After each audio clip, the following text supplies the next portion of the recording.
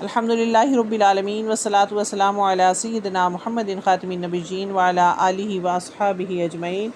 باب من اجاب السائل باکثر مما سألہ،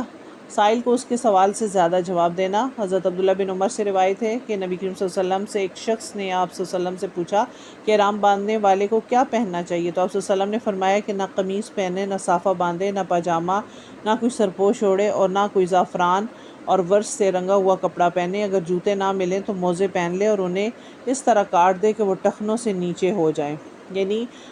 سائل کا جو سوال تھا وہ تھا کہ کس طرح کا احرام باندھنا چاہیے، تو یہ بھی جواب ہو سکتا تھا کہ 2 چادریں جو ہیں ان کو لپیٹ لیا جائے، تو مگر آپ نے بہت تفصیل کے ساتھ کہ قمیض بھی نہیں ہونی چاہیے، صافہ بھی ہونا نہیں چاہیے، پاجامہ بھی نہیں ہونا چاہیے، یعنی کوئی بھی سلی ہوئی چیز، سر پوش یعنی سر بھی ننگا ہونا چاہیے، وہاں پہ بھی کچھ نہیں اوڑھنا چاہیے، کوئی خوشبو نہیں لگانی چاہیے، رنگا ہوا کپڑا نہیں پہننا چاہیے، اور اگر جوتے نہیں ہیں موزے پہن لے، اور موزے بھی جو ہیں وہ ٹخنوں کے نیچے تک ہوں۔ تو درس ایک قسم کی خوشبودار گھاس ہوتی ہے اور حج کا احرام باندھنے کے بعد اس کا استعمال جائز نہیں۔ تو سائل نے سوال تو مختصر کیا تھا، مگر نبی کریم صلی اللہ علیہ وسلم نے تفصیل کے ساتھ اس کا جواب دیا،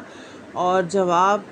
کوئی نامکمل نہ رہ جائے، یعنی تشنگی اس جواب میں نہ ہو، تو آپ صلی اللہ علیہ وسلم نے سب کچھ جو ہے وہ بتا دیا۔ اب ورس ایک قسم کی خوشبودار گھاس ہوتی ہے، اور وہ بھی آپ نے منع فرمائی کہ نہ وہ لگائی جائے اور نہ رنگا ہوا کپڑا پہنا جائے، نہ زعفران لگائے جائے، یعنی بہت تفصیل کے ساتھ آپ نے بتا دیا۔ تو یہاں پہ ہمارا کتاب العلم جو ہے وہ مکمل ہوتا ہے 134 نمبر حدیث پہ۔